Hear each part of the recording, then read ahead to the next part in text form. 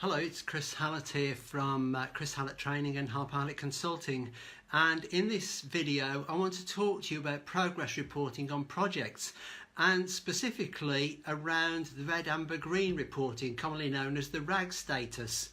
And for those of you in my community who aren't project managers or not familiar with RAG status, this is one of the tools that project managers have to report the state of their project. And quite simply, if they're reporting green, everything's good.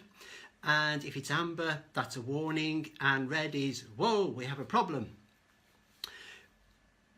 Different people have different metrics as to what determines amber and red. And in one organisation I worked in as a PMO manager, one of the challenges was that one of my colleagues was colourblind, so couldn't actually tell the difference. But that's the subject of another story. This video has been inspired very much by a post I read today on LinkedIn by Alan Harper, who's a Programme Office Manager, and by a further article that was written by Ken Burrell.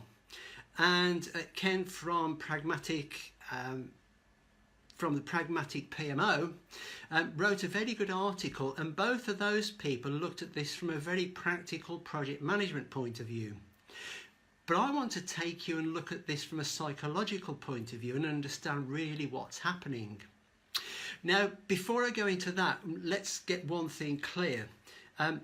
All of those things that are written about RAG reporting and progress reporting are all very valid things. But in this video, I want to look at this from a completely different angle, because we need to understand a little bit about how the mind works. So, I've been in a situation before, and you probably have as well, where somebody's asked you a question and you've answered instinctively.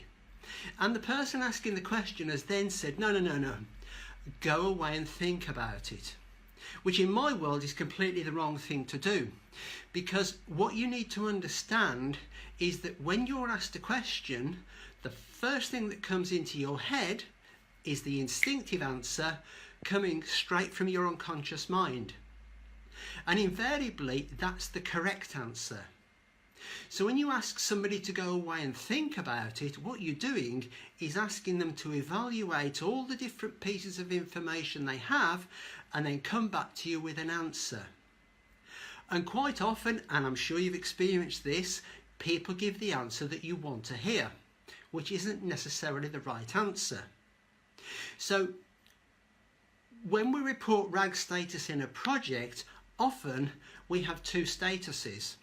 We have the status that's driven from the metrics in whichever program management tool we're using. So I've used Microsoft Project Server, I've used Workfront, and it's a calculation based on all sorts of information on the risk of the project, the open risks, where you are on the plan, where you are on the budget.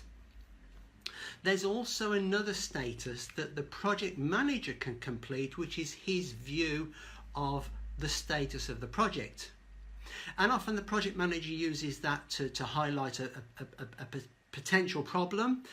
So the project could be reporting green, but he might say actually amber, because a warning that if we don't do a particular thing by a week Friday or manage this risk, we could be in trouble.